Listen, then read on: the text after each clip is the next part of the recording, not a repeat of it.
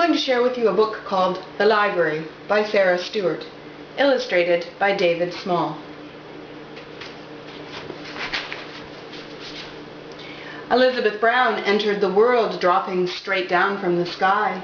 Elizabeth Brown entered the world skinny, nearsighted, and shy. She didn't like to play with dolls. She didn't like to skate. She learned to read quite early and at an incredible rate. She always took a book to bed with a flashlight under the sheet. She'd make attentive covers and she'd read herself to sleep. Elizabeth Brown went off to school dragging a steamer trunk.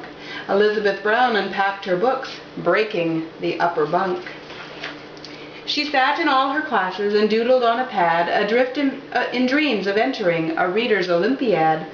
She manufactured library cards and checked out books to friends, then shocked them with her midnight raids to collect the books again. Elizabeth Brown preferred a book to going on a date. While friends went out and danced till dawn, she stayed up reading late. She took the train one afternoon and promptly lost her way, so bought a house and settled down to tutoring for pay. Elizabeth Brown walked into town summer, fall, winter, and spring. Elizabeth Brown walked into town looking for only one thing. She didn't want potato chips. She didn't want new clothes. She went straight to the bookstore. May I have one of those? Elizabeth Brown walked right back home and read and read and read. She even read while exercising and standing on her head. She made a list of groceries and tucked it in her book, then lost the list among the fruits and left with nothing to cook. She read about Greek goddesses while vacuuming the floor, attending only to her book. She'd walk into a door. Books were piled on top of chairs and spread across the floor. Her shelves began to fall apart as she read more and more. Big books made very solid stacks on which teacups could rest. Small books became the building blocks for busy little guests. When volumes climbed the parlor walls and blocked the big front door, she had to face the awful fact she could not have one more.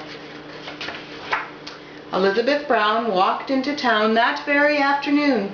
Elizabeth Brown walked into town whistling a happy tune.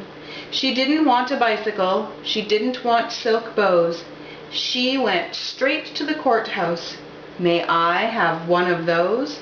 The form was for donations. She quickly wrote this line: I, E. Brown, give to the town all that was ever mine.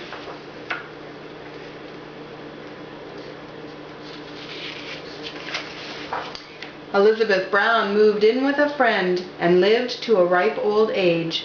They walked to the library day after day and turned page after page after page.